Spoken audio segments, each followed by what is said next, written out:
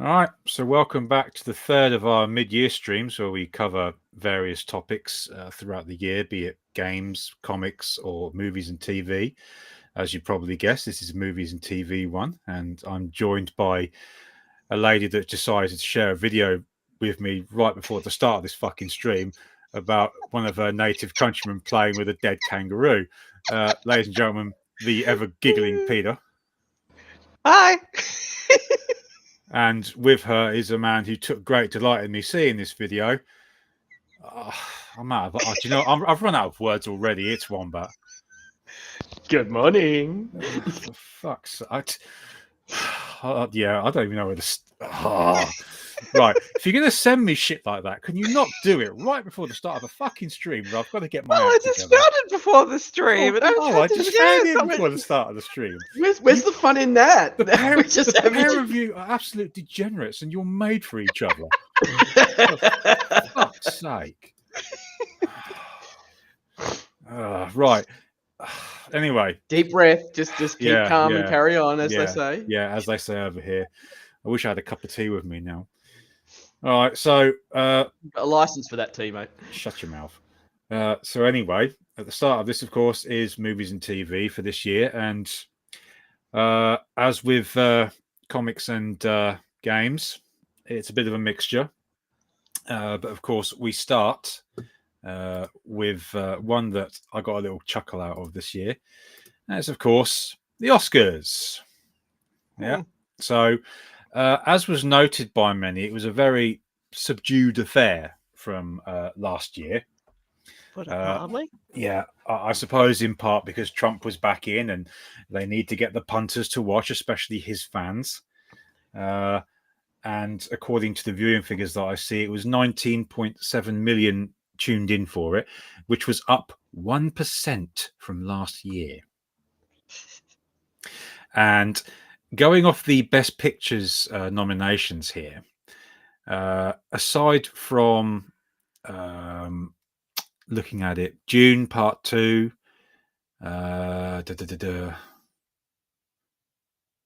Wicked, and maybe The Substance, I knew nobody outside of my regular circle of friends who actually saw any of these movies. I mean, what about you two degenerates?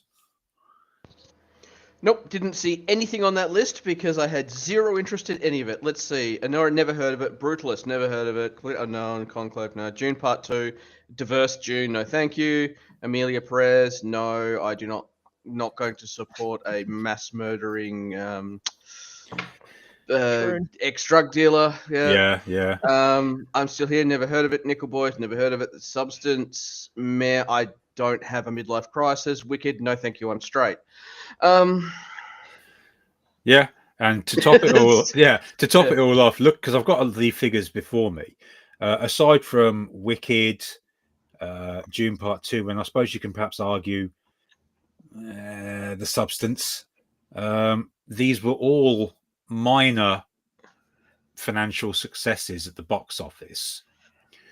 Anora 2, I suppose. Anora 2, I suppose. In two cases, just at a glance, two of them were absolute commercial failures. Anora was the one that made me chuckle because that was the one about the sex worker that marries the Russian kid. But then it sort of became a dedication to sex workers on the night in the speeches given. Yeah, that. Yeah. But there were a couple of amusing moments in it. I mean, I'll share them here. I've not done. Hang on, Justin. I need to ask a very vital question. Were they real sex workers, or did they just have an OnlyFans? I don't know. I haven't seen the film. Literally, none of these movies appealed to me at all. You're not the target audience, bigot. Yeah. It's not made for you. Yeah. So I'm like, oh, that's fine. We don't. Again, if it's not made for us, we're not watching it. Yeah. Fine, we're not watching it.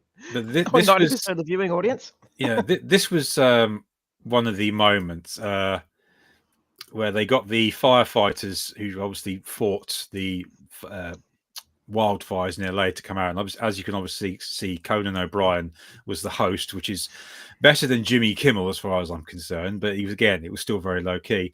And this was how the initial joke played that the bald chap here says. And watch the audience's reactions because they don't know whether to laugh or not at it. Well, our hearts go out to all of those who have lost their homes. And I'm talking about the producers of Joker 2.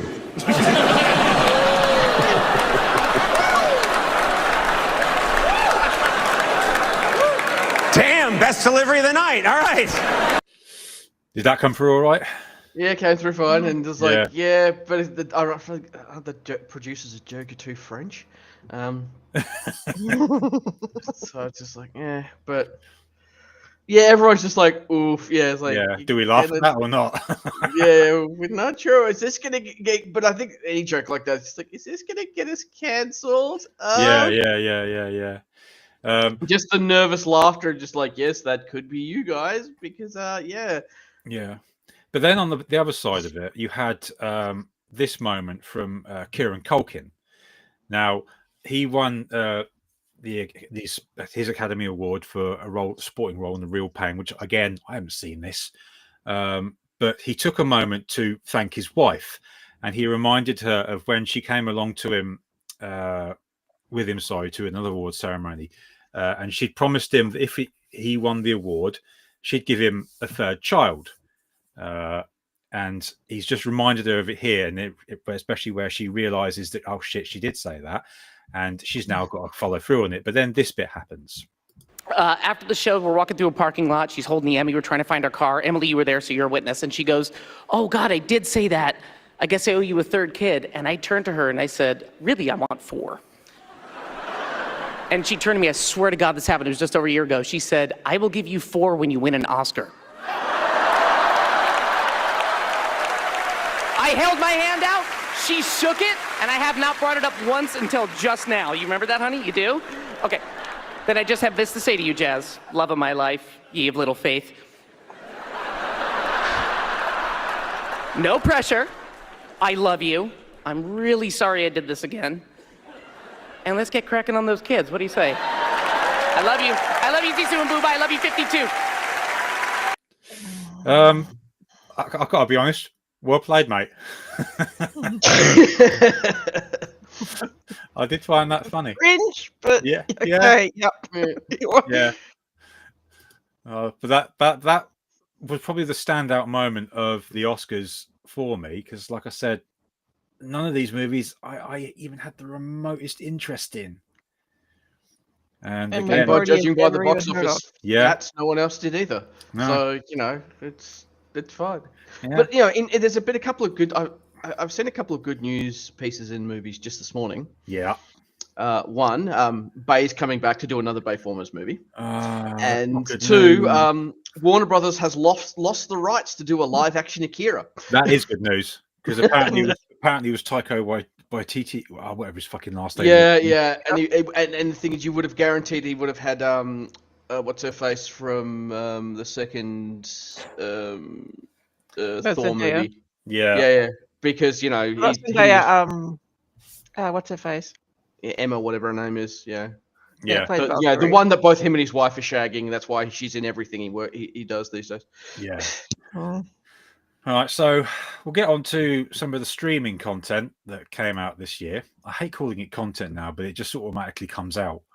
I suppose that's because I read too many shitty articles. But the first one, you guys probably know more about this than I did. Devil May Cry.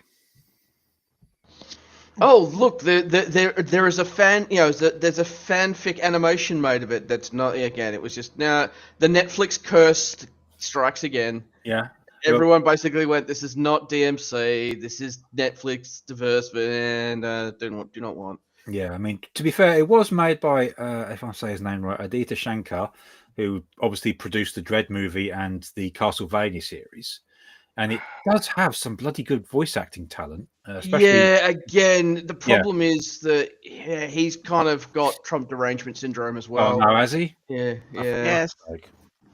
Yeah, that's the problem. It's like, he's done some good stuff in the past, And like, yeah, he produced the Dread stuff. I'm like, yeah, he produced it, but that's the trick. He produced it. He didn't actually, it wasn't an active participant in writing it. He just put up money for it. I'm like, hey, you couldn't produce a second Dread film, could you? You useless twat. Okay, fair enough. But yeah, it did have some good voice talent in it. I'll give it its dues. I mean, Scout Taylor Compton and the late great Kevin Conroy were part of it. But again, I will point this out to anybody watching. Note the difference between the critic score and the fan score. Again, there's a massive gap there as usual, isn't there? Also, just because you have very good, talented voice actors doesn't mean jack shit when your script's absolute dog shit. Mm-hmm. And you're literally taking the piss in a bad way of the entire game series and making fun of all the fans in the process. Mm. And literally doing the trope of, oh, but the demons are the good guys. Oh, did they? Yes. Oh, yes. Right, well. Oh, and also the whole, I'm a woman, I'm a random woman character that, yes, I was a prominent female character in the games of recent times, but now I'm going to go from being someone everyone quite enjoyed and liked to just being a cunty bitch and overriding the lead male character and making him out like he's a complete moron. Ah, okay. I didn't actually know that one. Well, good thing I skipped that one then. Yeah, everyone hates it because it's literally fan fiction, but self-invert fan fiction of the worst kind. Yeah. Now, this next one, it got a lot of press at the time, but it basically came and went with a whimper. The Electric State. Note the difference in scores is obviously the other way around this time round. Budget of $320 million. Apparently one of the most expensive films ever made, but came and went with a shrug, especially from the fans of the source material who didn't like that the plot of the movie diverged massively from it. The directors, the Russo brothers, explained this was because they didn't find it as fascinating compared to their experience of adapting Marvel stuff. Yeah, the Marvel cancer creeps into other things. I actually sat down and watched this. On the plus side, the VFX is fucking amazing. The way that the VFX just fits seamlessly in, like it's so well done. Mm-hmm. The plot, that and like the story itself. I'm like, I get it, but the Russo brought to be fair, I haven't read the original, so I wasn't painted by that. But I actually do want to go back and read the original and I want to see how far it deviated. Mm-hmm. I looked up the original and it deviated by a lot and even missed the point. Like it cucked out as well in the fact that I've seen scans of the original pages where you literally have people doing what we now call the Fent droop, wearing these headsets and literally starving to death because people have basically all died around them and can't look after them anymore. And like just streets of bodies just laying in cars, laying in bed, perfectly relaxed and dead. Mm-hmm. Because of this thing. So they get cucked out on the addiction thing. Okay, fair enough. And they also cucked out on the absolute gorgeous visuals of some of these like robots that have been like long destroyed and dead, and that they're sitting there that are absolutely massive. As this girl and the thing that's basically her brother's running, just wandering along trying to get to where this place is. Yeah, there's the beautiful scapes this guy's put together as they're wandering, of all the destruction. There's going from destruction to things that have just rotted because people have just let it degrade to suddenly giant duck-looking thing sitting off in the distance, like rubber ducky-looking thing that when you look closer you realize it's like one of the robots that's just been shut down and is sitting there. So yeah, came and went. And one of the things I heard about it was basically a movie that people were putting on Netflix as background noise potentially while they're doing shit around the house. And as someone who's married to a woman that routinely does that, I can believe it. Yeah, but at least people think it's worth that level of effort, unlike anything in the Oscars. Yeah. yeah, again. People are actually watching it, even if they're not directly watching it consistently. Or at least listening to it. Mm-hmm. All right. So to the next one, and this is a bit of a different to what we normally cover because we've not really spoken about documentaries before on any of the streams because, well, to be honest, they just really don't come up that often. But the Ocean Gate disaster was something that a lot of people talked about when it happened, and especially the eventual sort of revelations of the whole thing. And I know we've had a couple of chats about it in the past, especially the Stockton Rush. You said one back, he was clearly a narcissist. Yep. Oh, yeah. It's just sad that he got other people killed. Yeah. The documentary has a lot of revelations in it, and almost 2 hours. It is a fascinating watch. But I'll share this part with you because it talked about the acoustic monitoring system, especially when it picked up the noises of the sub imploding. Yeah, well, the carbon fiber Yeah. starting to unravel. Yeah. This is from this is the clip of it here, but it's from this chap JH Films who's done a video about it. This clip from the documentary, the sound that it picks up, the noises of the carbon fiber popping and all that.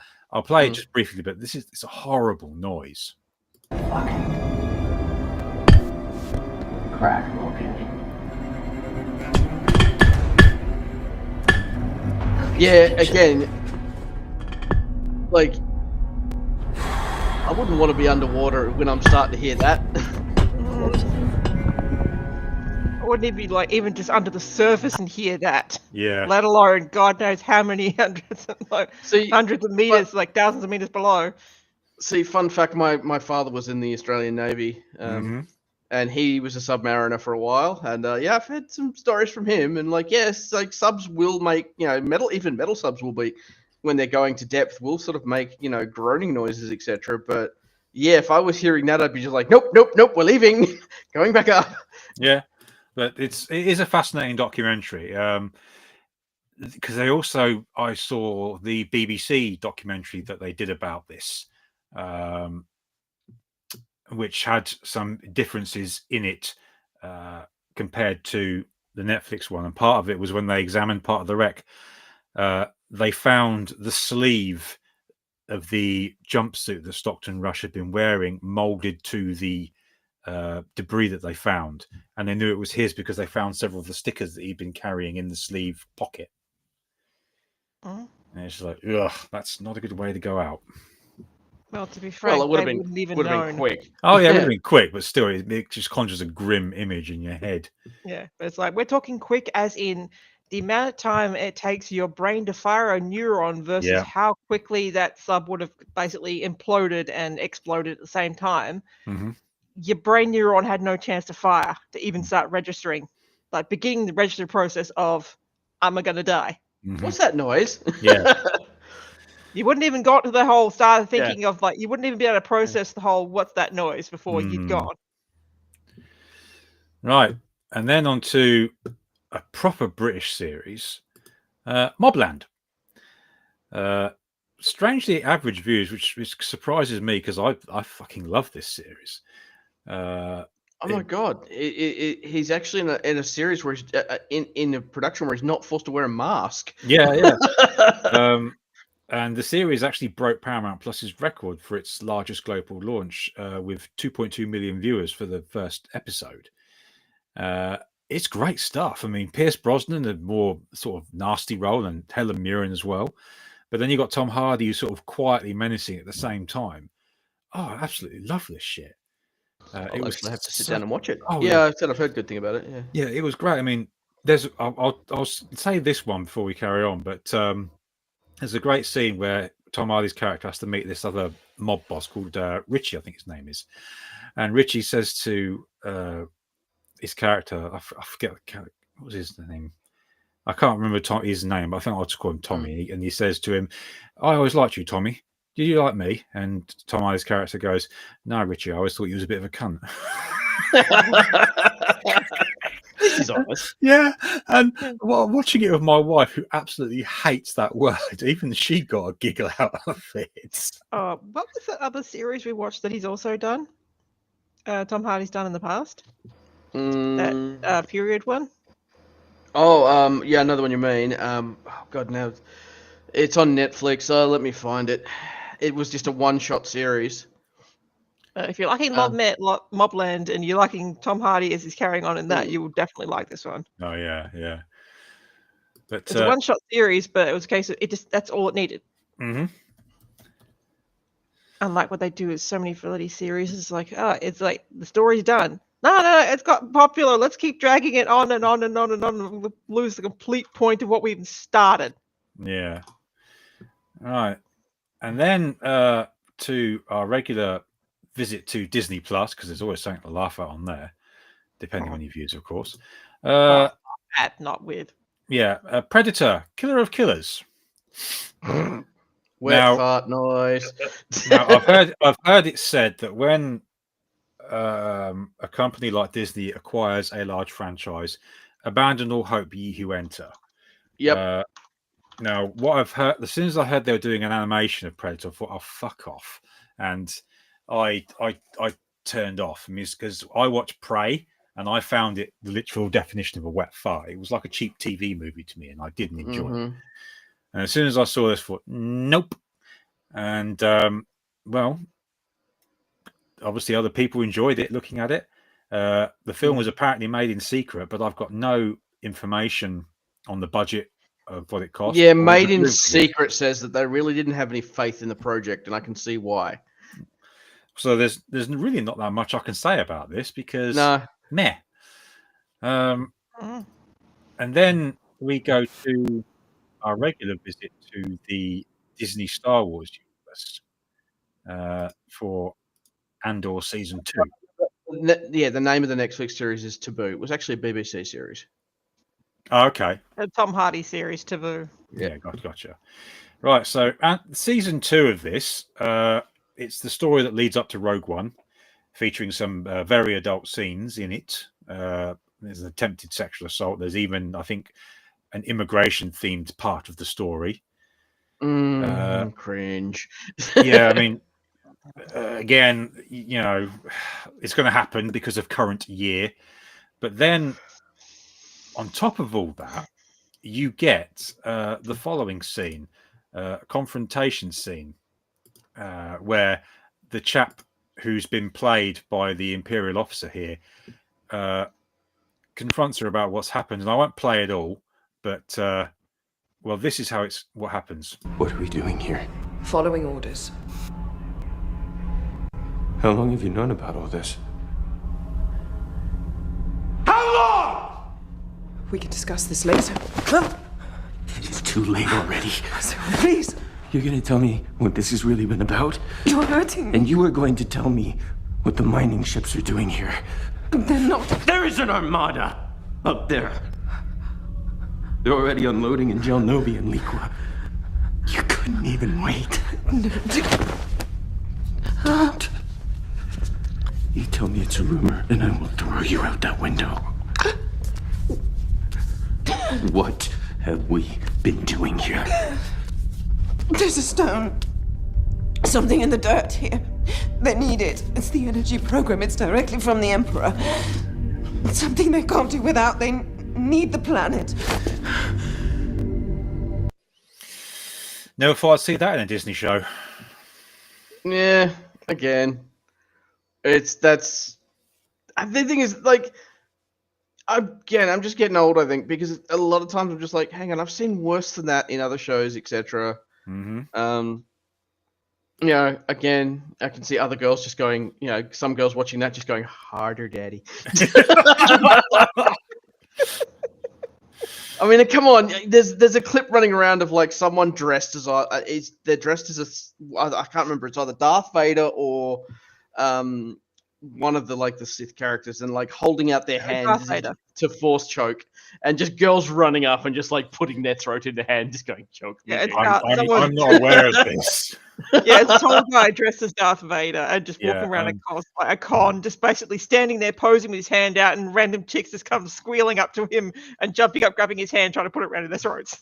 I'm definitely not aware of this. That is Also, even that scene, and like I've seen like that, better framed, better lit, better acted Well, than this TV series. yeah, I mean, viewership wise, it did outperform Ahsoka and Mandalorian season 3. And It's not saying much. according to one of the figures I saw, it managed 830 million minutes viewed on the platform. Be careful about that, because Why? Disney's been playing with the numbers. I didn't know that. Because you got to be careful at those metrics, because I think with Endor, if I remember correctly, they dumped the whole series. Like again, no, I because don't think they did. Oh, okay. I don't think they did. And even then, Oh, it's it case wasn't a of- binge thing, because you gotta watch with as you've pointed out earlier, you gotta watch with that, because there's some people who just let it run in the background. They're not actually watching or paying any attention to it. They've started watching an episode and they've just let it run on and on and on and on and on. So I always take any sort of viewership things like that with a grain of salt, because between enough. binging and between people just like start watching an episode, waddle off, and it just keeps running in the background and they're not even in the same room because I forgot about it. I personally also don't trust those minute things, because if I were a suspicious person, I would say that is subject to the ability of companies botting it. Okay, I didn't know that either. Well, again, you just hire a bunch. You could very cheaply set up a farm of PCs in the cloud, and have them, quote unquote, watching it over and over again. All right.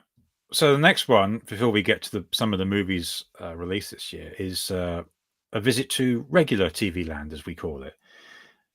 We don't talk about this very often because honestly, there's not much worth talking about. But this one deserves some attention for whatever reason. Well, you can make up your mind now. Last of Us Season 2. Now, hear the breath there. Now, to state my position on this before I let you guys, go off on one.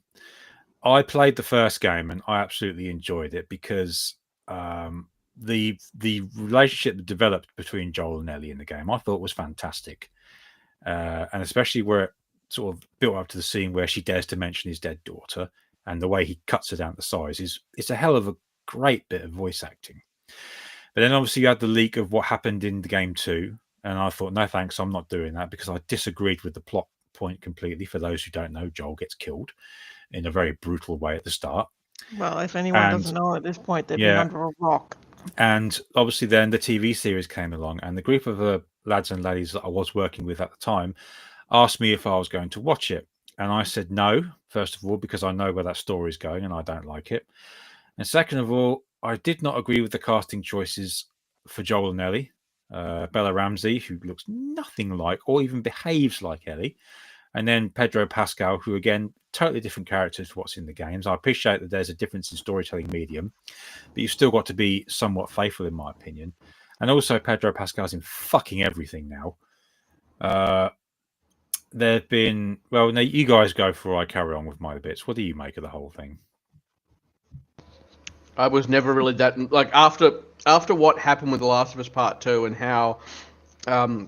Neil Cuckman absolutely destroyed it. Yeah. Yeah, I had no interest in it, and I was again not rewarding it with any level of attention or. No, because I think they even called the second game one game journalist called it the Schindler's List of gaming, which I thought was quite an apt. And also, the series has now proven exactly what we'd said about the game when they were trying to say, oh, gamers are just, they don't know what's good for them. Blah, blah, blah. Gamers don't know nothing. It's just like, well, you did the exact same scenario in a TV series that initially was very popular, like the first game. Mm-hmm. And, look again, rinse, repeat. Exactly what happened with the game is happening with the TV series. So maybe it's not the gamers, maybe it's your failure of writing. Yeah. There have been accusations of review bombing from critics because of, I quote, homophobia, and also That's the same as the fucking game. They were, no, it's review bombing. Oh, no. This is people just ganging up on it and like. Yeah. And it's happening again. So and also using the current political climate as another excuse, which I thought, fuck off, because that's just like the new boogeyman, I think. And rinse repeat. They did the same thing last time. Yeah, especially also with the 4th episode, which features a very uncomfortable looking lesbian sex scene, which was scored 1 out of 10 on IMDb by the viewership, if you want to call them that.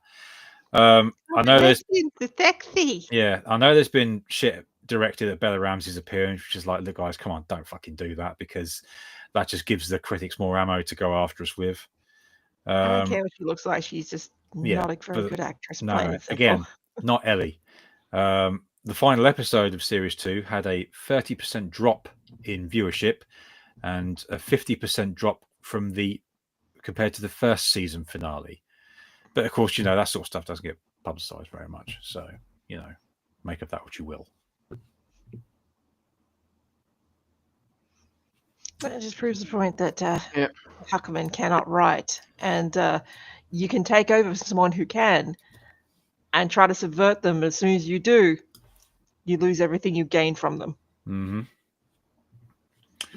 So, yeah, that was the regular stuff. And now we're going to have some real fun and talk about some of the mainstream movie releases that came out this year. They're in no particular order, but there's only one that we could really start with. And that is, of course, Disney's Snow White.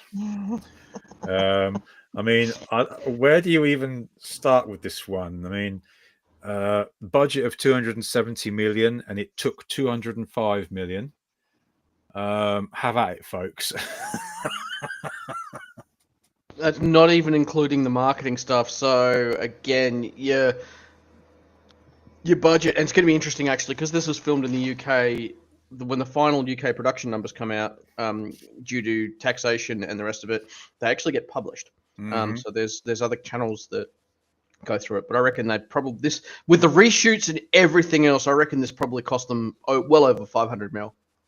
Potentially. I mean, I don't know if this at this point does it really matter. It's probably one of Disney's biggest flops, and we could go on all day about the nightmares that besieged this production, principally in part. Sorry, that didn't make no sense, did it? Mainly in part due to Rachel Zegler being unable to keep her gob shut. Well, again, back in the day, Disney used to be able to afford handlers and PR people to manage this lot. So. But it's also the danger of social media, because a lot of the shit she said was on her Instagram. And I still no, hang on. I still hold that that's just social media is just another broadcast tool. Yeah, true. So back in the day when you actually had, handlers and agents and stuff to manage these sort of comms, the fact that Disney isn't immediately just going, here is your contract. The mouse used to be very good at controlling this sort of stuff, right? Mm-hmm. And it sort of speaks to the management decline at Disney. Whereas it'd be like, no, you have a contract. You will release press releases only. We will, do this. If you don't behave yourself, well, we'll sack you. Right? You'll never work in this town again, type thing. And also, it's like have stipulations of this is what you can and can't speak of. This is how you can present yourself when you're speaking of said thing. These are the times that you can speak of said thing. Instead of just wandering up to a character, like wandering up to basically cameras, running your mouth, going on Instagram and whatnot, and bitching, whinging, and moaning about, life is so hard. Well, I've got multi-million-dollar parents. Yeah. But there's also the whole thing of Zegler tweeting and always remember Free Palestine. But yet she's acting. Yeah, she's acting with an Israeli actress who, by the way, sure as hell couldn't sing. Yeah, I mean, we could go on forever about this. The whole thing is just, I've seen chunks of it in this case of, where the hell did you put all the budget? Because the framing's terrible, the lighting's terrible, the color work is, what the hell is that? Yeah. And people compared it to the original animated, like, you could have taken shot ideas and anglings and whatnot from this for the full, this, like, get the full drama, get the full breadth of how big these songs are meant to grow and whatnot, and it's all just, it looks like something from Broadway that someone just ran around a camera with. Yeah, but the funny part is, how to frame. Apparently this has helped tank her acting career in Hollywood. Allegedly, I don't know. I think she might bounce Well, back. to be frank, she was, I think, by this point, 6 for 6. Yeah, As nothing she'd done ever really succeeded. no. So apparently she is doing Broadway at the minute. I saw her perform "Don't Cry for Me, Argentina," which I thought was funny. And if you believe the rumors, she's apparently going to be playing Maria von Trapp in The Sound of Music. And it's like, do well, that's you know what interesting. do you know what the cherry on top of that particular cake for her singing that song, "Don't Cry for Me, Argentina"? Go on. She didn't even sing it for the paying ticket holders. She literally basically started the wind up of the song, walked off the stage out to a balcony of the theater facing out into the street and belted the song out there Why? while the random passers by, while leaving the people in the actual theater sitting there going, what the hell? And then having to watch a screen being filmed from outside of her performing. Yeah.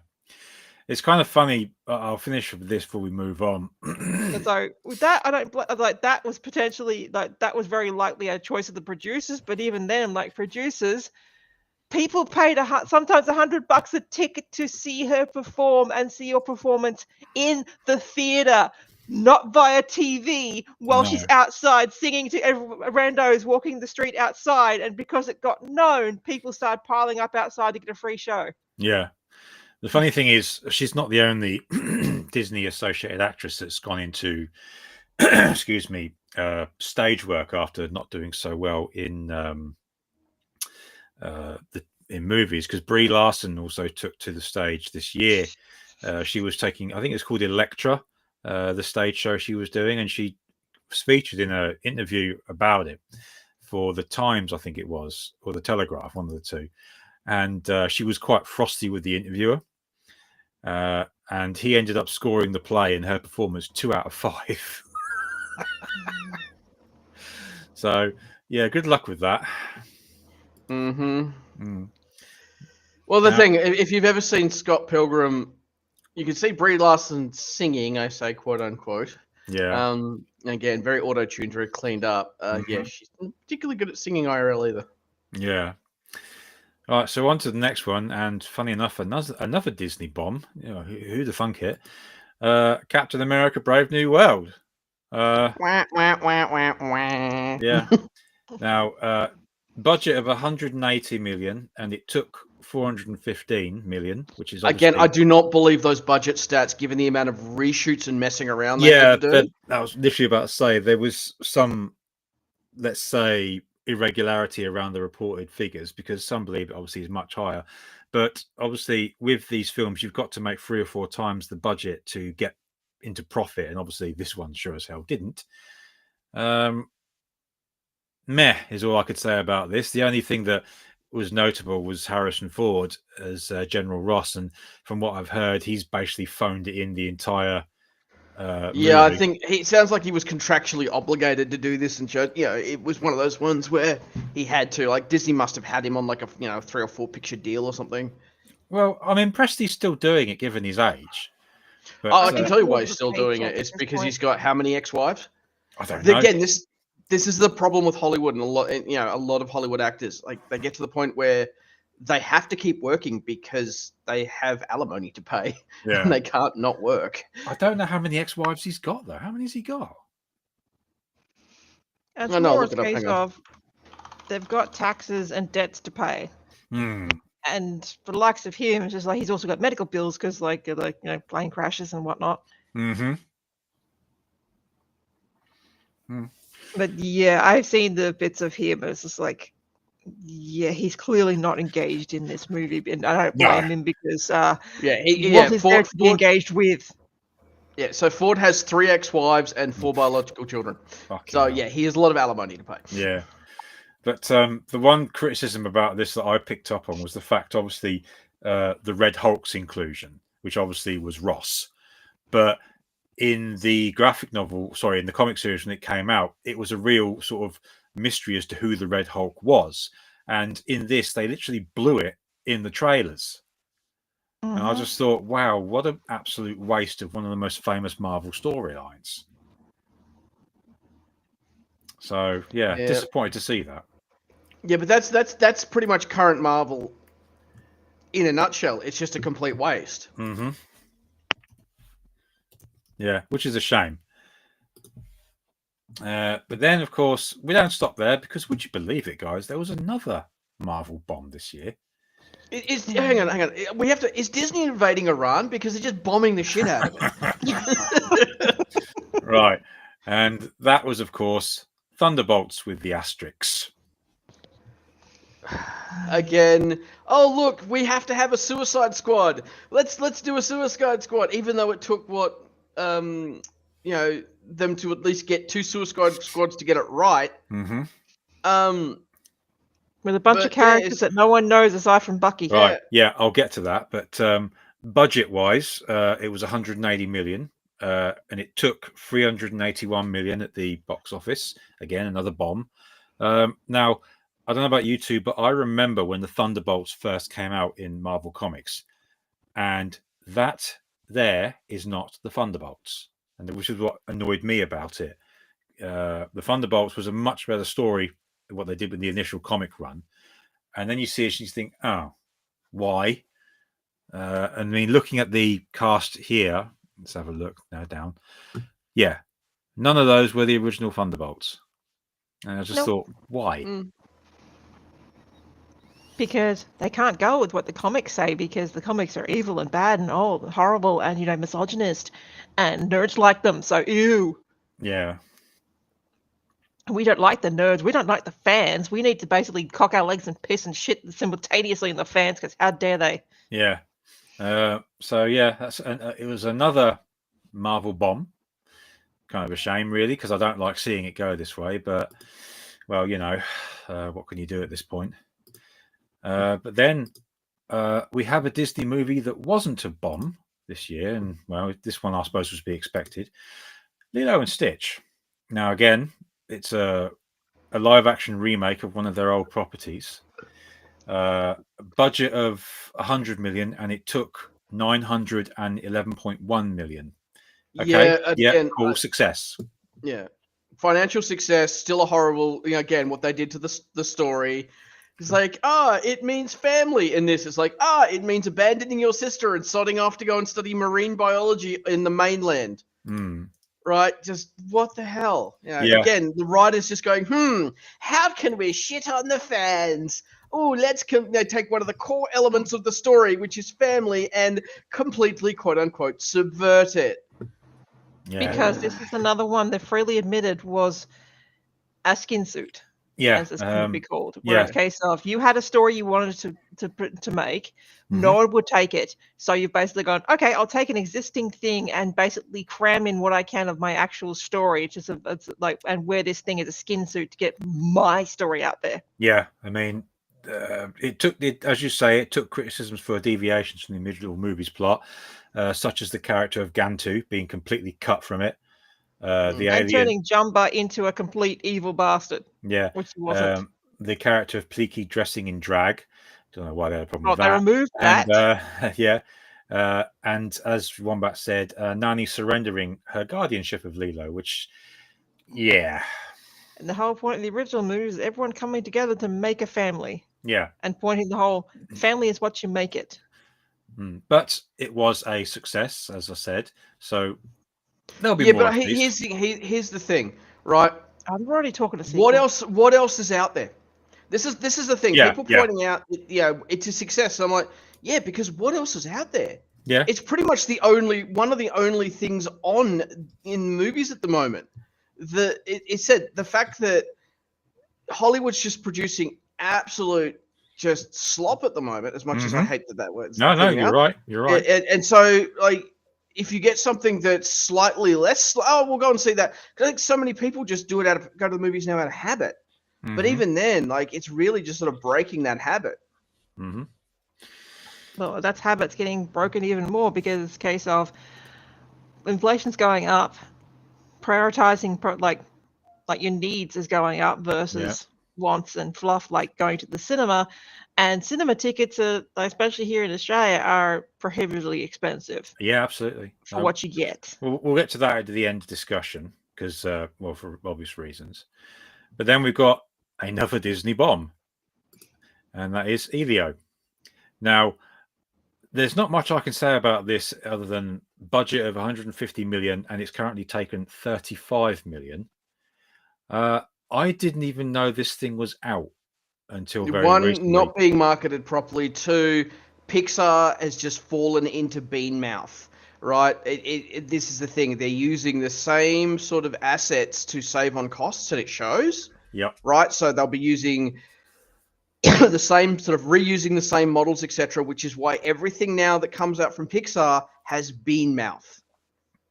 Yeah. Whereas once upon a time, there was like, you could tell a Pixar animated movie, but even then, they still each had a distinct style, But it's while also still being recognizably Pixar. Yeah, but I also think one of the main things about this was that who could be argued was once the beating heart of Pixar, Andrew Lasseter, was it Andrew? John Lasseter. John Lasseter, John beg your Lasseter. pardon, was shunted out the door over what I think was some bullshit. And It was a bunch of mean girls who wanted his job. yeah, Right, it was the diversity mean girls crowd who wanted the job. So Lasseter may have this is the thing. It was a bit of a grey area. I think Lasseter, and I mean I'm not saying this is a judgment, but I think Lasseter was probably on the spectrum a bit. And again, he got used to being surrounded by people who really, apparently he was a bit overly huggy. yes, I'm like, okay, but that could have been corrected with a bit of HR training, and that's it, right? mm-hmm.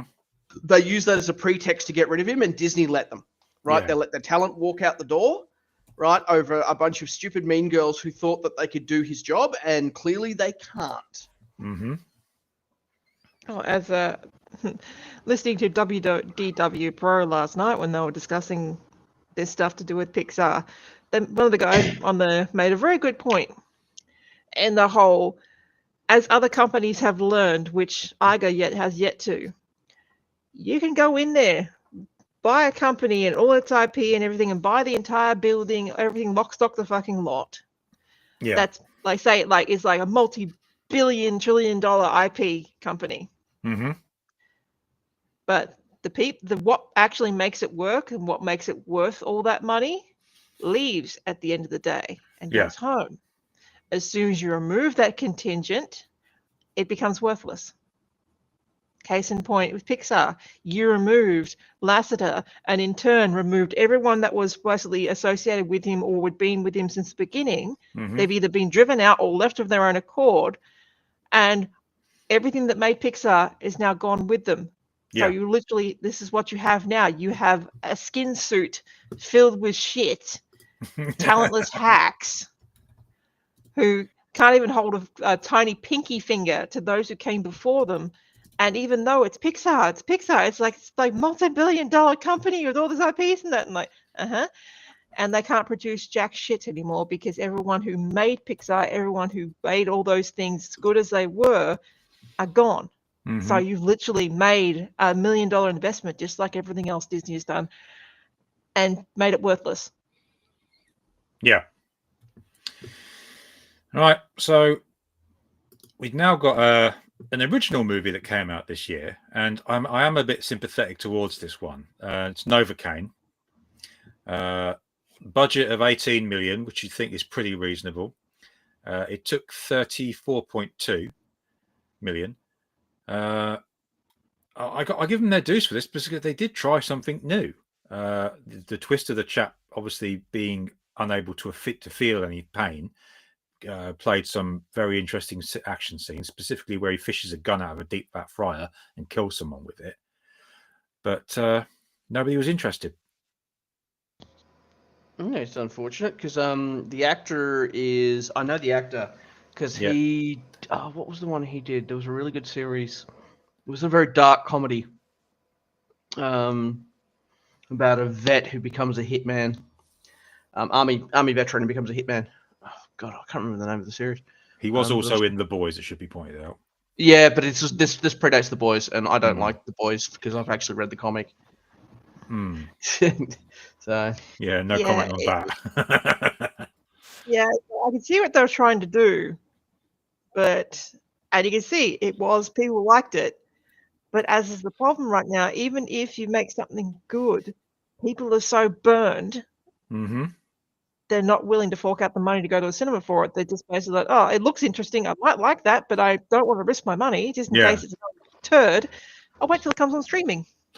Yes. Not to mention, it's just like, going to the cinema, like I said, it's about, for Peter and I, it's about $100 bucks. That's just basically between us. And that's just tickets and some light snacks. One drink and one popcorn. Yeah. To share. So I can understand. As I see, it was reviewed well. People clearly liked it.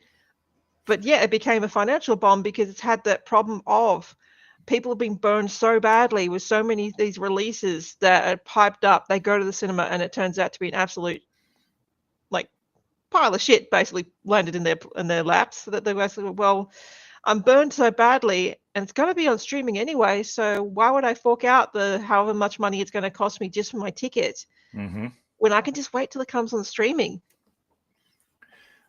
Again, that's something we'll address later on. This next one's going to be fun. And that is Mickey 17. Average again. Wait for it. So as you can see, very average review scores. Budget of 118 million, took 132 million.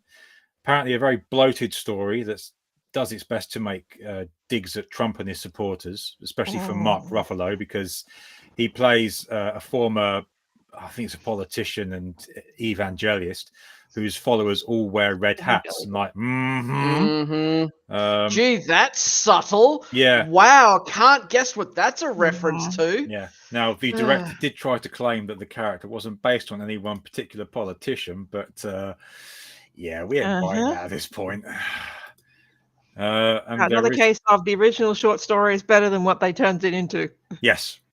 So it really, well, I don't know what else to say about it. It was very meh, especially disappointing. Like when I saw the trailer for it, I'm like, okay, that looks like an interesting premise, and then it came out, and I'm like, it's got current, again, the shitty fingerprints of current year all over it. Yeah, TDS. Not going to bother. Yeah. Again, we watch movies to escape that shit, not go and say, oh, gee, a really unsubtle reference to, go away. Yeah.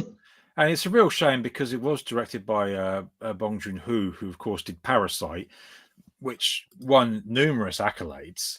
And you'd think, okay, cool, we might actually get something decent and something else decent from this guy. Yeah, but again, it sounds like he was directing it, but then the producers have come in and go, no, we need more, current year political messaging, right? Again, the fact that you have good directors directing anything these days is unfortunately not a sign of quality. No. Unless they're a director who knows how to say no to producers, like David Fincher. Or it's a petition to basically say the producers go fucking pound sand in the corner and let me do my job. My favorite David Fincher story is that one scene from Fight Club. Oh God, yeah. Okay, for anyone who doesn't know the story, this is up on IMDb. But, tell this one. Okay, so if you see Fight Club and you have that line where Marla and Tyler are doing post-sex stuff, and Marla's like, I haven't been fucked like that since grade school. Now, that line was deliberately in there to piss off a Fox executive, because the original line in the book is basically, I think Marla saying, I want to have your abortion. Now, that line was that the Fox producer looked at it, hated it, and then so David Fincher went back and said, fine, I'll change it, but I want it in writing that whatever I change it to, you have to let me keep. That's it. We're only doing this change once. And the Fox executive agreed. And so Fincher put that in. Apparently she was absolutely livid, but there was nothing she could do about it. Yes, it was a woman that was the producer, which adds that chef's kiss to it. All right, and then on to a movie which was very, very good and did very well, but we'll discuss that shortly, of course. A Working Man. Now, I took my wife to see this because she loves a bit of Jason Statham for whatever reason. I don't know. Budget of 40 million, but apparently this was one that I think Amazon paid for outright, as they had done the Christmas movie with The Rock and Chris. Yeah, Evans, see, Amazon actually has a good model for this, because they buy them outright. It's mainly content for their streaming services, but they Yes, it also is. anything they get from the cinema stuff is just gravy on top. Yeah. So Right? So you know they've got a successful business model in that regard. took 99.1 million at the cinemas, and this is literally a movie that does exactly what it says on the tin. Loads of people get killed in loads of creative ways by Jason Statham, who never gets one mark. But it was entertaining as hell.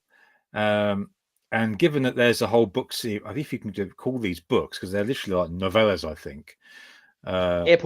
Basically airport books. Yes, there's a potential to be a long-running series from this. We'll see. But again, it was thoroughly entertaining. I have no qualms about this one at all. Yeah, again, it does exactly. It's it. People want good escapism. It does exactly what it says on the tin. Mhm. Right? No stupid political messaging. Because again, back when they did the last Rambo film, Yes, which was shit. yeah, it was. It was really just political messaging and immigrant. Again, it's like, yeah, I get it. Cartels and drug dealers are bad. Human slavery is bad. Blah, blah, Just blah, like, blah, yeah. yeah, it's just like he couldn't. He couldn't save the girl. I'm like, it's just a down. It's like, yeah, okay, you get to lure a bunch of cartels in to blow them up on your farm. Good job. Yeah. Like, yeah, and then you just sit there and it was just, it kind of ended on a downer. Yeah, it did. I think we discussed it when it came out at the time, because the original writer, he said he was embarrassed to have his name associated with it, which is like, well, yeah, I can't say as I blame him. But then we get to a release which I think, I don't know how to describe this one, a continuation of a series that had probably long since dead and should have stayed that way, perhaps, depending on your feelings. Final Destination Bloodlines. Budget of 50 million, and it took 280 million. Yeah, again, it's for people who like that genre, it's fine. Yeah. Again, I mean, the reason they keep making these is because they are incredibly profitable. Yeah, and Apparently, it actually is one of the better ones yes of the series, considering it dropped off something fierce in the last two. Yeah, but I think the main previous one was better, but it's a case of they had a really big bad slump in the middle. But even then, it's just like, but obviously you're getting a bit too convoluted again. Yeah, if you want to see people die in creative ways, this series is the one for you. But on a more poignant note, it was the final appearance of Tony Todd, who was suffering from stomach cancer at the time and knew this was probably going to be his last feature, because the director asked him if he wanted to improvise his final lines, which he did, so he could give a proper goodbye to the audience. I won't play the scene here because honestly, I think this is one you should enjoy as part of the film. But I've seen it and I thought, well played. It was a great way to bow out. So, rest in peace. You earned it. You leave behind a great body of work. Yeah, I guess the point was, it was also incredibly sad to see him looking like that. Yeah, I mean, I don't wish to speak ill of the dead or be unkind, but you could tell he was ill, and he very much so. And even I've seen the clip from it where people are sectioned it out just to share around to say this is his last lines, and like it's showing that he's really, really very unwell. Like it's one of those morbid things, and like I get he wants to have his last bit and whatnot, but sometimes it's like there's some things is a case of just let the person go quietly and peacefully.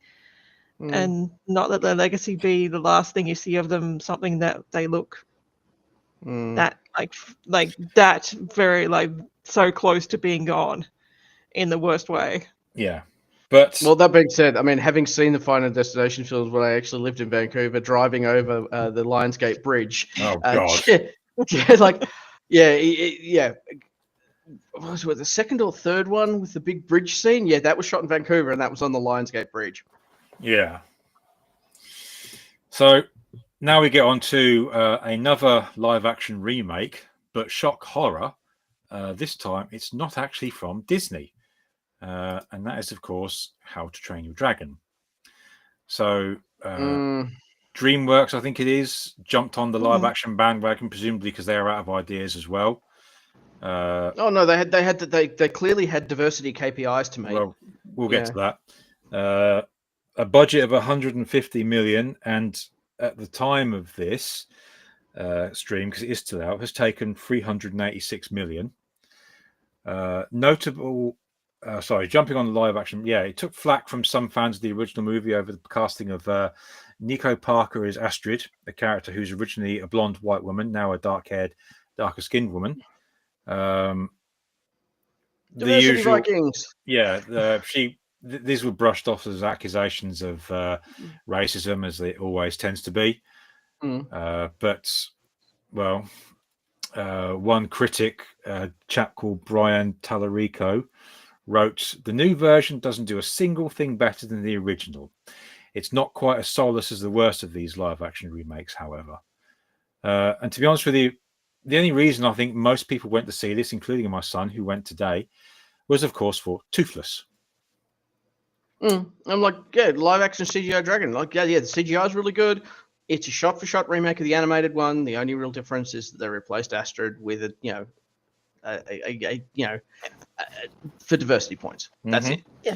Right? And everyone has seen it. It's basically gone, it's pretty much a live-action shot-for-shot remake of the original animated, but the original animated has much more flair, soul, style to it because it's animated. Yeah. So if you want to watch a movie, just go watch that. Yeah. And obviously the whole thing of changing the skin color or whatever of a character has come up numerous times in the past. We talk about it often, and whenever these things happen, those responsible sort of shoot out the accusation / question, why does this bother you so much, as if to insinuate that whoever is saying it is racist. But one of the writers I follow, Will Jordan, he's basically said a counter argument is, well, why did it bother you so much that you did it in the first place? So I would be curious to see if anyone ever actually answered such a question if it were put to them. They won't, because again, the whole why do you? It's like, well, why do you need to do it? It adds nothing to the story. You've got this whole dragon story is set in with Nordic Vikings, so you've got everyone else looking like Nordic Vikings, and then you've got that one diversity change that breaks immersion, and it just reminds everyone of current year.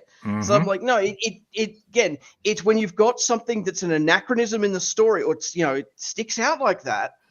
Like, again, we were watching one of the other ones is me being a massive history nerd. There was one of the recent Love, Death and Robots. One where you've got a bunch of people in the Air Force. Oh, yep, you're going on a bombing raid. And the first thing again, being a history, and I had this when it was World War I or II? World War II. No, it was World War II, and it had the same thing. Was an Overlord, right? Right. It's just like, and again, the first thing I'm like, oh, you've got a bunch of soldiers, and there's one black soldier. I'm like, that wouldn't have happened. The American military was segregated until the Korean War. So anytime you immediately see a World War II movie, and you've got, we've got, sassy. I'm like, no, the American Armed Services were segregated until the Korean War, right? So it's like, as soon as I see that, I'm just like, right, you can, again, I see what you're doing. You don't understand history, or you're deliberately doing this. Right? And I know it's a picky thing to pick on, but the point is, it's just like, nope, you've just broken immersion. Yeah. Right. Oh, and I can bet you if they go on to make live action versions of the following How to Train Your Dragon, you can bet that they won't have them those two as a couple and married by the third with children as they do in the actual movie, like animated movies. You can bet that's not going to happen. We'll see. All right. And then on to one which we all knew was coming, and nobody I was aware of was really bothered about this. And that was Ballerina. I think it's the girl boss movie no one asked for. The full title is From the World of John Wick Ballerina, because like Mad Max Furiosa, these movies cannot get a leg up without help from the original male lead. Budget of 90 million, took just over 100 million. Again, I saw no one that gave a shit about this, and we're big John Wick. We're big John Wick fans in this house. From what I saw of people who saw it, they're like, it's a good movie, but not like. But can I just have John Wick? Yeah. If it'd been anything else and not tried to be tacked onto John Wick and in John Wick's world, a lot of people was like, it would have landed better. Mm-hmm. because it was a perfectly fine movie as it was, but because you're trying to basically do the whole girl boss insert into John Wick, whereas like I'd rather just have John Wick, then that just blew it out of the water and killed it. Mm-hmm. Now, I've got no problem with Ana de Armas. I think she's a great actress, but I mean, she's like 5 foot something. Mhm. I have, Yeah, again, it's the whole, and that's like back when Atomic Blonde came out. yeah, It's just like, oh, you've got like a 5 foot nothing, 100 kilo soaking wet woman taking on guys literally multiple guys 3 times their size. I'm like, no. At least they did it better in Bullet Train, because with that chick, it's a case of her whole thing was slip in as fast as possible and stab them with the poison and then back off and wait for the poison to do its job before coming back in again, yeah. versus I know trying to you go talk brute about that. strength with a man. Yeah, but again, that one just came and went with a blip because, like I said, I knew nobody that was interested in it. Actually, speaking of girl versus guy fights, what was the one I saw recently? It was really well done, and it had a guy taking on essentially. Again, it had Tom Hardy in it. Oh, Havoc. Yeah, that's it, Havoc. And again, you had Tom Hardy taking on. It was believable because again, the girl he was taking on was a triad girl versus Hardy, who was a brawler cop. And the way that the reason, because I looked up who did the directing and fight choreography for it, and it's the same guy who did The Raid. Mhm. And it's entirely believable because she's fighting like, a triad martial artist would, which is she's, attacking the knees and the throat and all the, those points, precise, shots, but she's not just trying to take him on toe for toe in terms of muscle. Mm-hmm. So Yeah. again, you can have girl v guy fight scenes that are believable, but it's a very narrow scope. Yeah. That's Right, what I mean. It's like why I like the fight they had with the chick in Bullet Train. Yes. So she was 5 foot nothing, but she's working on the basis of I'm going to set myself up so I don't have to brute force fight. I can just slip in once my poisons and everything take effect and finish them off. Mm-hmm. So I don't have to deal with being a 5 foot nothing woman versus guys who literally could backhand me and knock me silly. Yeah. All right. And then on to one of the more popular releases of the year, the Minecraft movie. Chicken jockey. We'll get to that. But yeah. The difference in the scores between critics and fans is obviously quite big. Budget of 150 million, and it took 950 million. And yes, the more notorious stories around the movie was the chicken jockey TikTok trend. Yeah, that was entirely artificial. Oh yeah, right. But it was still happening. Popcorn was it being started thrown. official, blew up on its own, and turned into an absolute nuisance. Yeah, obviously popcorn was being thrown in the particular scene. Popcorn. Well, I'm getting there. And one example in Utah, a patron actually brought in a live chicken. Smoke bombs were set off, and as well as fire extinguishers. Yeah. Yeah, I can't imagine why you'd get this after you locked all these, about the time that you locked all these kids in the house when they're supposed to be learning social skills, and then you let them out into the world and like, oh, they're surprised they're acting out a bit. I'm like, yeah, give me a break. But again, and also acting out because it's attention. Yeah. I was interested in taking my son to see this, but then I saw some of the cast and went, "No, fuck off! I can't do that. I'll wait for streaming." Because Jack Black, yeah, no thanks. Yeah, well, to be fair, I mean, again, Jackson, he's pretty open and forthright in terms of, he's doing this to, he knows it's a kids movie. He's doing it to entertain that demographic. He's not, putting on airs and graces in terms of, oh yes, I'm an auteur. I'm like, no, he's just out there to have fun. Right, so that I can't knock him for that. The thing is, I'm like, this is something that's legitimately not made for me. It's like, fine, it aims at its target audience. They had a blast. Mm-hmm. And the target audience enjoyed it because it was made for them. It was paced to suit them and their attention spans. Yeah. And it basically was doing the whole hit, keep it coming, have little breaks, but make sure to keep it coming versus long talk. Can we do something? Yeah. Talk. No current year messaging jammed into it. And like that's what other kids' movies are struggling with of late. It's like too much talking, too much fluffing, and not enough, they don't have to keep going, but have the story moving constantly, not just whole move story, sit and talk about thing, move story, sit and fuss about thing and try to insert thing that kids just got no interest in. It Mhm. worked because it kept moving.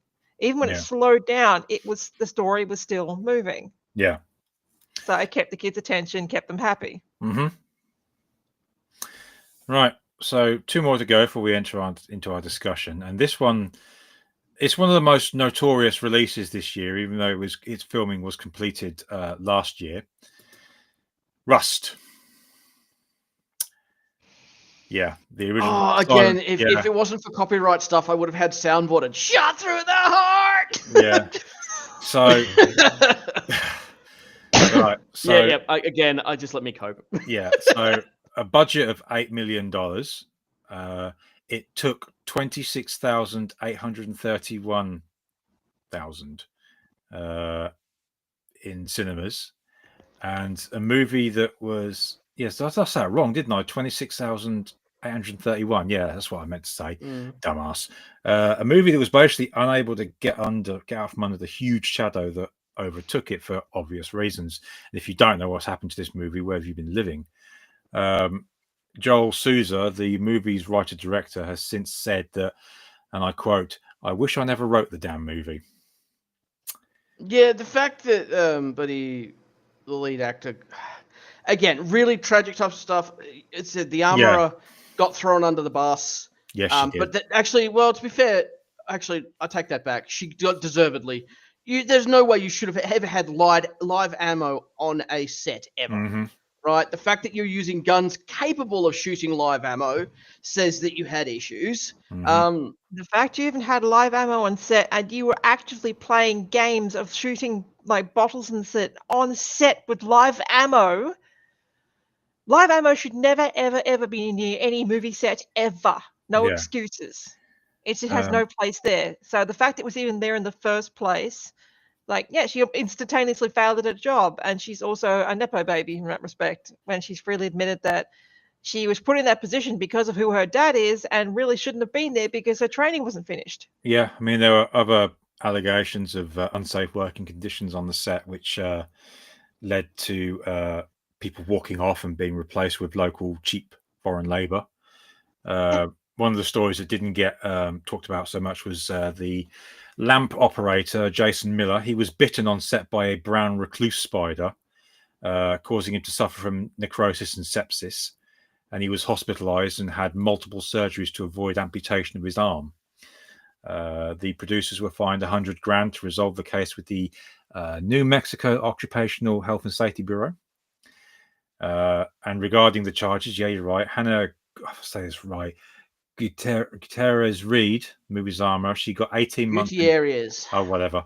Got sentenced to 18 months in prison, released last month, actually, under certain conditions of her bail. And David Halls, an assistant director, accepted a charge of negligent use of a firearm. And it has also resulted in many productions in Hollywood switching to using airsoft guns and using CGI muzzle flashes for the action scenes. Tragic. And also the trailer itself had a couple of lines in it which didn't age very well over time. Mm-hmm. Yeah. That I mean, surprised again, me, because even blanks can be dangerous if you're too close, or something jammed up inside the gun. Well, again, this is the thing. They learned that there were lessons that were learned on The Crow with tragically what happened with Brandon Lee that clearly have been forgotten. Yeah. Well, that was a combination of, it was a blank that we used, but the problem was it misfired and the gun was not cleared properly. Yeah. Mm-hmm. And so a piece of that blank remained in the chamber, like in the actual gun In the itself. barrel, So when they reloaded new blanks, it's like that's the point they made. It's a case of blanks can still hurt you. Yeah. If they're not properly cleared and there's any metal fragments left over from them, or even plastic fragments, they can still fire that out at a rate that can still severely hurt you as we saw what happened with Paul. Yeah, it just happened to be a sliver of metal that hit him at just the right spot. Yeah. Having done first aid and emergency services training, unfortunately, anywhere in the lower pelvic region is extremely vascular. Yeah. Funnily enough, I was on a first aid course, and I had the lecturer who was the trainer running it going. I asked, how much blood can you lose from a pelvic injury? And I put my hand up, and he's like, yes. I'm like, all of it, which is true. Yeah. But it's obviously, of course, people do draw comparisons to Brandon Lee, as you quite rightly say. But the one that doesn't get talked about is the Midnight Rider incident, where the second assistant camerawoman, who Sarah Jones, was killed because they were shooting on a trestle bridge of an active railroad. And of course, the train came along and she was hit. And when asked by police if they had permission to shoot on the bridge, the movie's executive producer, a guy called Jay Sedgwick, replied, "That's complicated." Yeah, that's a no. No, you don't. And unlike Rust, which was completed due to the wishes of the lady's family, that movie, Midnight Rider, was shut down and it never came to be. Yeah, That's but the thing why is you with don't hear Rust, about I'm it. like, did the Baldwins buddy lean on the family to let them finish? That's the thing. I'm like, I cannot believe that the family in I good do faith struggle with it. Yeah, I struggle Yeah, again. I'm really. thinking someone got leaned on or paid off to be able to. That whole This Rust is- debacle was just the fact that Baldwin skated on that as well. I'm sorry, but he should have got something. It's like Guns 101. You never point one at anyone, no matter what, even if you're sure it's unloaded. And even if you do, you never ever have your finger on the trigger. Yes, Oh, because Ever. when that happened, because if again you've got the whole of gun YouTuber autism going. No, we've all got people going. We have the exact model of that gun that you used. You cannot accidentally fire it, right? They've gone, unless it was incredibly poorly maintained. Even then, they're like, this is what you have to do to be able to fire this thing, right? That was no way that was an accident. You pointed it at someone and pulled the trigger, right? End of story. And you had it cocked as well to Yeah. add to that, because they were like, oh, it wasn't cocked, it accidentally went off, and they pointed out, it's like, no, it takes a lot to get to cock it because of how old it is and how heavy that is, and the trigger is not a hair trigger. It's a whole, you have to pull to make that thing fire. And unless it's cocked, if you pull the trigger, nothing happens. Yeah. If it's not cocked, you can basically yank on that trigger and basically stomp it, and it ain't going to do shit. It may misfire if you smash it around, but it's like, no, you full on cocked and you squeeze full send squeeze that trigger. So no. So on to the last release to talk about before we go into the discussion. 28 Years Later came out. As you can see, difference there between the critics and fans. Budget of 60 million. It's so far taken 73.6. And another sequel, which as far as I'm aware, no one was really bothered about. No, No, Danny no one Boyle's not wanted it. involved, so I'm just like, meh. No, he is involved. Oh, He it's probably why it ended up being not as good as it was. No, he is the producer and one of the producers and director of this one. And Alex Garland did return to write the script. It's the next one, which due to be released in January of 2026, which people are going about because it's being directed by Nia DaCosta, who directed the Marvels. Yeah, there you go. It's like, I've heard people talk about it's like, it's much better than the second one, but even then it's still a case of, just like the second one, we didn't need this. Yeah. The first one was a case of the story was contained, it was all said and done, and it was all contained to Britain. Mm-hmm. And everyone's like, it's all said and done, things are getting corrected, whatnot. There's potentially a future. And so people say, like I said, people are going, it's good, we enjoyed it, whatnot. The ending, what the fuck was that? What the fuck was that? And even in the end, the guy goes, yeah, it was a good movie, but even then, didn't need it. So, unless anything else can be added to this, we'll go into the discussion, and quite rightly, a good topic given what we've been talking about. And that is comments recently made by one Dakota Johnson in an interview, where decisions are made in Hollywood by people who don't have a creative bone in their body. No shit, Sherlock. Yeah, hence why we have so many sequels, reboots, remakes, and adaptations of popular material. Now, say what you want about Dakota Johnson, but I've actually come to respect her quite a bit because she's obviously very, very self-aware. I mean, this bit here, she's talking about Madam Web, which we all had a good chuckle about. Yeah, and funnily enough, again, she's not wrong. When the Sony hacks, when the Sony email leaks came out, you look at the level of management at Sony, and you're like, yeah, she's not wrong. But this bit here, I like. I'll just read this out quickly. There's this thing that happens now where a lot of creative decisions are made by a committee or made by people who don't have a creative bone in their body. And it's really hard to make art that way or to make something entertaining that way. And I think, unfortunately, with Madam Web, it started out as something and turned into something else. And I was just sort of along for the ride at that point. But that happens. Bigger budget movies fail all the time. Go on, Peter. Yeah, it's like for her, I was like, I don't mind her because she's an actress. But she stays in her lane as a case of, I'm an actress. I'm nothing. I'm an actress. I'm not some sort of grand person who can tell people about politics or how to live or try to dictate Hollywood stuff to people. No, I'm here to do my job as an actress, and I have unfortunately had a bad spree of what I've been put in. Yeah. And she can separate herself from that, and she's not making her identity about the stuff she's in. Yeah. Versus of everyone else in Hollywood at the moment, it's like so stuck up their own fucking asses they can't get out, and everything's about everything's about my identity, and my identity rolls around whatever my next role is. Yeah, I mean, there's also this quote here: "Films are made by a filmmaker and a team of artists around them. You cannot make art based on numbers and algorithms. My feelings have been for a long time that audiences are extremely smart, and executives started to believe that they're not. Audiences will always be able to sniff out bullshit." That is a good quote. Yep. She's not wrong. No. And again, the current box office and Oscar stuff sort of proves that. Yeah. Unfortunately, it's kind of undone a little bit for this next bit where she reveals she's out on press tour for The Materialists, starring herself and Pedro Pascal and Chris Evans. But yeah, she has to do that. Again, that'll be a contractual obligation.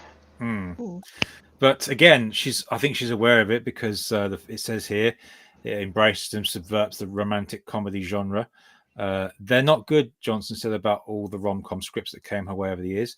Sorry, I think a lot of what I read these days is void of soul and heart. And Celine is all soul and heart. I really love a rom-com, and if it feels like I can connect with people in it. And I think I found it hard to connect with people in some of the ones that I've been offered. Okay.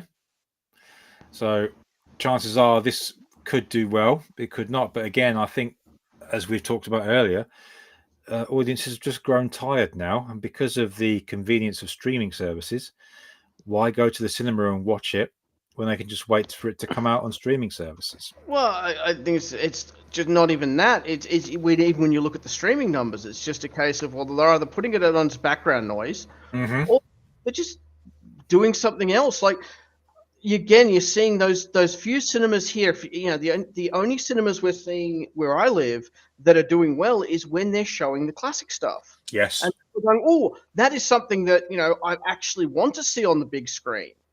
So, for example, like we were looking at our local cinema that does that sort of stuff, and look, they're re-showing the Goonies on the big screen. I might want to go and see that. I go and look at the sessions. They're only doing it for one day. There's only 2 sessions, and they're already both sold out. Mm-hmm. Right. I mean, So, yeah. To talk about the Materialist briefly, because it is still out at the moment. A budget of 20 million, which is a reasonable amount. Box office so far of 36. So if it carries on, it could Almost profitable. Yeah, almost there. But again, I don't have much hope for a lot of cinema releases these days because you've chased off the audiences. It's also because it's full of people, as she's pointed out, haven't got a single drop of creativity in the entirety of their bodies. Yeah. And they're basically taking all this stuff that's pre-existing and skin suiting it. Yeah. Like, I can't make this absolute pretentious trash that I want to make into a movie or TV series. Thusly, I'm going to look around and what's an IP I can glom onto, peel the skin off, and plaster it over my stuff. Yeah. and get my thing made while wearing the skin of this other thing, so people will have to watch it because they're fans, right? And if they don't, they're bigots, isphobes, so on and so forth. Mm-hmm. And as you guys pointed out earlier, you top it off with ticket prices. You've also got the food and drink, which bumps up your cinema bill quite substantially. Yeah. I mean, the last time me and my wife went to the cinema was, of course, to see Working Man. We bought our own snacks with us because I'm not paying cinema prices for that stuff. But I like to get a draft drink there because sometimes a draft Coke does taste really good. And 2 drinks for me and her was £20. And it's like, And that's pretty That's much. they're pretty big. I mean, yeah. they weigh that much. They've got to be value. yeah. value for I money. mean, the only thing that winds me up with, the only thing that winds me up with a lot of these drinks is the paper fucking straws. I can't stand that shit. Mhm. Yeah. So I literally carry metal straws in my bag now for this stuff. But Yeah, I actually need to invest in one of those. It's like, I Yeah. never forgot years ago, a co-worker of mine I had at the time, she basically was complaining about ticket prices. Like, we're talking like 15 odd years ago. yeah, And that even then, it's a case of between her fiance, and the 2 sons, who were little, like, young kids, about 3 and about 6. mm-hmm. There was, I can't remember what movie it was, but it was some very popular kids movie out, and they'd saved up some money. Like, okay, you boys have been good, especially the 6-year-old have been Yeah, particularly yeah. good in his first, like in school. So we're like, okay, as a treat, because you boys have been so good, we're going to go to the cinema and we'll see this movie. And they went to the 3D showing, and this is way back when. And so even then, she's basically come in the next day. She's like, great movie, the boys loved it and whatnot. But I had to turn around, and I was like, yeah, boys, it's going to be a little while before we see the movie begin, even normal, because even seeing that with 3D is like, and all they basically like 2 kids tickets, 2 adults tickets, and 2 drinks and 2 popcorns to share amongst everyone. And the boys had asked for extra lollies, and they're like, no, we're just going to stick to this for now. Mm-hmm. It was only $200 then. Mm. And she's like, yeah, let's think about that. And it's like, yeah, if she had the same situation but normal movie now, Yeah, it'd be a lot more than that in Yeah. Australia with the way the ticket prices and shit are these days. mm-hmm. And unless it's a really interesting looking release that I actually want to go see, I've fallen into that trap now because of I'll just wait for streaming because I'm honestly not that bothered anymore. Because the cinema's lost its spectacle. Cinema's lost a reason why you went to actually the cinema Yeah. to see movies. Yeah, I mean the last movie I went to see before obviously Working Man, I took my son to see, which was Top Gun Maverick, a film which apparently did save cinema at the time, and he'd not long seen the original, and he was absolutely loving it. In particular, the fact that no CGI back then, and also Highway to the Danger Zone, and he's sitting next to me. And when it starts to play, the film is literally like it does in the original. And I feel him go on my wrist. And I went, yeah. He said, it's just like the original. I said, I know, mate. But I kept quiet because I knew what was coming and I didn't want to spoil it for him. And as the music is reaching its crescendo and I know Danger Zone's about to start playing, I'm just sort of watching him out the corner of my eye. And Nicky's quietly leaning forward in his seat because he must have been thinking, is it?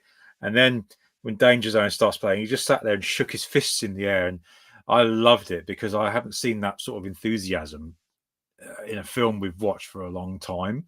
But there's been nothing quite like it since. No.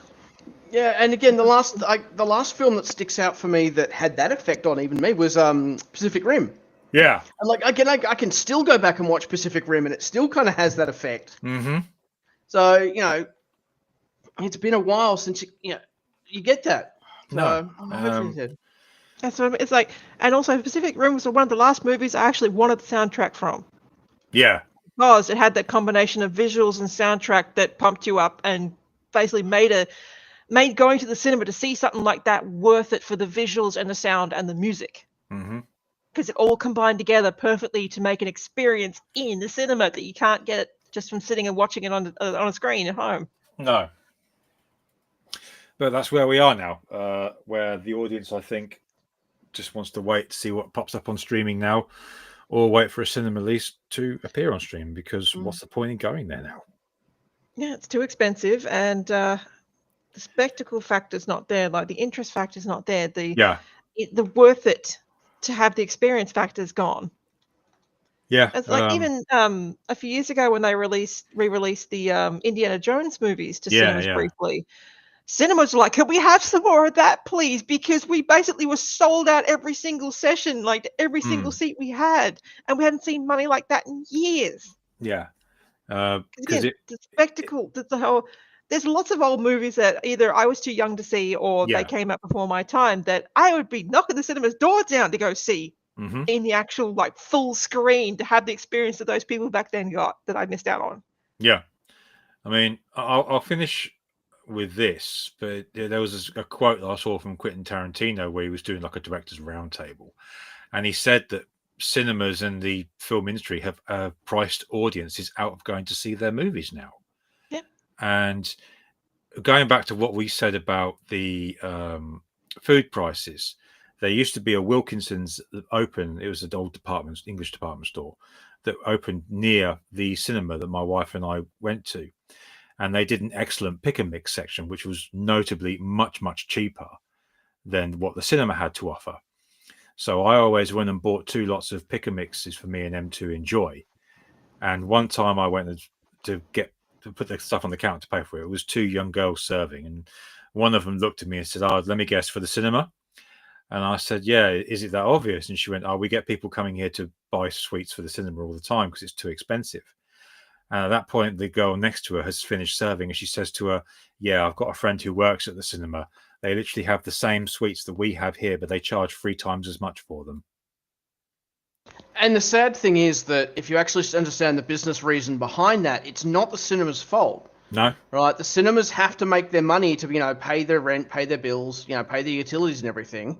They get absolutely screwed by the movie distribution mob in terms of what they recoup off ticket sales. And especially now, it's actually got worse because what happens is usually the profit sharing deal when the first 2 weeks of movies out, the movie maker, the distributors get most of the money. After that, the theaters get more of a cut. Well, now with streaming, likes of Disney and the bigger ones are screwing the theaters, and it'll only be in the theaters for like 2 or 3 weeks. Yeah, that's and right. then it goes straight to their streaming service. Yeah. So they've got even less of a window to recoup that money, and that's why you see a lot of movie theaters closing because it's just the business model doesn't work anymore for them. So that leads to the question then: have streaming services become more of a hindrance to the film industry than a help? The film industry is a hindrance to the film industry. That's the problem, right? I was about to say it's a bit of film industry as such. It is it's not the streaming as such. Streaming is just another distribution medium. But the thing is, the business model now has fundamentally changed. Yeah. So they need to figure out how to make it work in the new world sort of thing. Yeah, it's one of those things where the issue, I would argue, the issue is not streaming. The issue is production of quality film and media. Yeah. Right. So I mean, you get the likes of Amazon and the rest of it who seem to be able to get it right. Yeah. Right. They're producing more good than bad. Whereas you look at Disney and the other ones, they're just producing just awful stuff, right? Or it's not even awful. It's just mediocre. Yeah, Apple also seems to be hitting a bit more often than not of late as well. But it just comes down to it's a case of you've driven out all the talent because once upon a time, Hollywood and movies and TVs and that were focused on, who wants what. Let's find that group of people that want certain things and pander to them and try to get their views and their attention and whatnot to. Oh, no. Hell, screw all those people. It's just like, I know what I want. I know what the audience wants, and I want to do X. And it's like, and that audience doesn't exist outside their tiny little hug box of buddies that backpack them while also stabbing them with the other hand. Yeah. And that's what it's fallen from. Because once upon a time, it was a case of you basically propose your idea. If it was good enough, the studio would give it a try for a pilot or whatnot. And if the pilot failed, then it just died and disappeared. And that was it. Now it's a case of they don't even do pilots anymore. They just do make the whole thing and dump it out there. And why is it failing? our friend over there said it was the best thing ever. So this guy over here said they basically fluffed it up and gone, oh yeah, this is going to be like millions of billions of people watching this. Where are they all? Yeah. Because Yeah, you didn't this actually is make the it for thing. anyone but That yourself. So much of their marketing and research, they're spending far too much time on Twitter. Yeah. They're not. Yeah, they're not. Again, Yeah. that funnily enough, actually, I think the business people have left Hollywood, right? Because there were times when you'd have the business people go, "No, that won't work. We know it won't work, so we're not going to do that." Right. Whereas now, a lot of those business people, I think, have been pushed out of the industry, and replaced with diversity hires. They're like, no, diversity audience will want this. It'll do great. And the business people are either being overruled or just going, okay, whatever. Yeah. Oh, Yeah. like what's his name? This guy's my name is Kato or whatever it is. He was in that part of the business in Hollywood. It's like, yeah, they have been driven out because it was once upon a time. It's like you wouldn't even get looked at unless you came in with paperwork that said, "Here's my research to say that this audience exists, and here's all my Here proof is my points that the business audience case." exists." Yeah. And here's my business case of why to look at my script, why to potentially at least give me a chance at making a pilot for my TV show. Mm-hmm. And prove that I'm basically give them my chance to prove that my research is true and that there is an audience for this and it will do something. Mm. Right. Let's go on. Yeah. So I think we'll call it a day there. That's been an interesting discussion, and I'm going to be keen to see how things work out for the film and TV industry at the end of the year. But yeah, I don't have much hope. In fact, as with some video game releases and with comic stuff, I'm very empathetic now, and I hate that. You mean apathetic? Apathetic. I beg your Oh, pardon. you have big feels, and the big feels are apathy. Yeah. All right. So that's been the mid-year stream for TV and movies this year so far. Thanks to the two degenerates who've joined me.